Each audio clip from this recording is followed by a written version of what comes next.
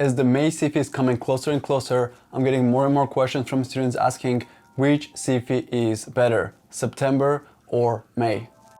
Here's the bottom line, it's about the same. There are a few factors in play, but it comes down to your personal circumstances. So here's some factors to think about. If you're someone repeating the CFE and you wrote last September, your knowledge is kind of fresh in your mind. You still remember the technicals, depending how many drinks you've had over the Christmas, you still remember how to write cases, and you're kind of in study mode. The more you wait, the rustier you'll get, so writing in May is a pretty good idea. Speaking about timing, there are a few disadvantages to writing in May. First, the PAR reports won't arrive in time. If you order it, this will arrive only in May, so you'll only have a few weeks to study it and understand what went wrong. This is going to be pretty late in the game. Secondly, in most companies, January to March, it's the year-end and tax season, and I mean both industry and public practice. You won't have much extra time to study for CFE compared to summer when it's quiet and your boss is away, so you have way less pressure. Pushing up to September gives you extra 4 months to study. That's a lot of time to redo all your PEP cases, study technicals, and write cases. So if you feel a bit shaky and you feel you need more time to study, go for September. What about the day one case? Well, if you're writing for the first time, it doesn't make a difference. You have to learn a new day one case in capstone 1 when you're writing for the first time. If you're an experienced writer, for May, you need to learn a brand new case, but in September, the case will repeat. So if you don't want to learn a brand new case and you're not taking capstone 2 again, you won't get the free practice versions. Writing in September with the case you're familiar with is a good move. Not only that, if you write in September, you'll have several versions to practice with. You get the free from capstone 2 you've had, the previous exam versions, extra copies from coaching companies like mine, and so on. Now, if you're wondering about the level of difficulty of version 1 of the day 1 case and version 2, it's pretty much the same. Looking at both May and September, they're both identical in a lot of ways. You're tested on pretty much the same repetitive quant and qual issues, so it doesn't make a big difference. And no, you don't need to retake capstone 1 again.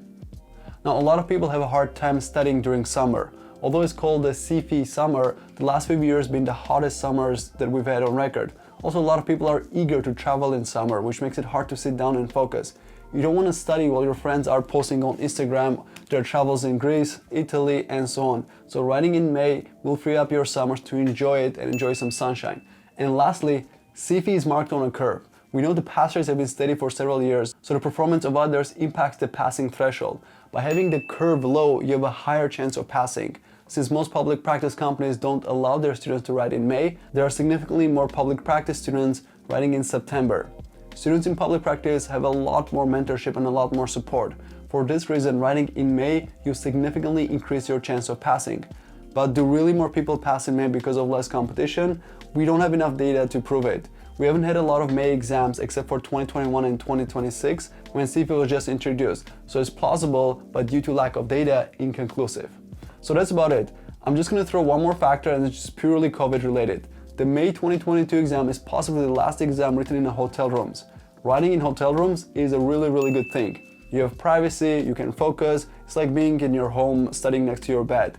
In the exam center, there are thousands of people writing around you just typing away, making it more distracting. So in summary, it seems like we have a few more pros for September, but not that much. So why don't you ask yourself, can I study in evenings in February and March, or am I too busy at work? When can I take 3 to 4 weeks off, in May or September? Do I have a deadline to complete the CFE?